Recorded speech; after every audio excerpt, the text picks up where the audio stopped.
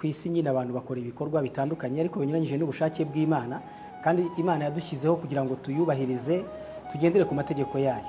N'igihugu kiba gifite amategeko kigasaba abaturage ko bayubahiriza. Imana rero yaturemye twese nk'abantu dushyira mu isi, yashyizeho ibyitwa don'ts, ni ibintu bitemewe ko dukora, ibibujijwe, ibiziririjwe, ibyaha runaka, kwica, gusambana, kugira nabi n'ubutinganyi n'icyaha mu mategeko y'Imana. Nubwo mu mirebere y'abantu bo ku isi ubona yuko imirebere yabo itagenda mu buryo butunganye, kuko kiriya ni ikintu rwose kidakwiye abantu batekereza neza, bashyira mu gaciro. Rero kiriya ni icyaha gikomeye mu myemerere y'idini ya Islam, muri Quran no mu nyisho z'intumwa y'Imana Muhammad, Imana ho n'imigisha, bishimangira yuko kiriya ari icyaha cya mbere cyadukanywe n'abantu bo kwa Loti.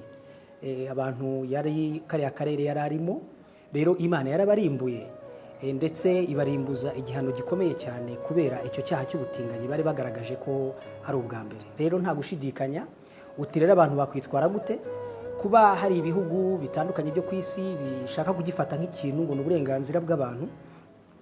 Ndemeza yuko icyo twakwita freedom, uburenganzira bwacu bugarukira munsi y'ubushake bw'Imana. Icyo cyumvikane neza.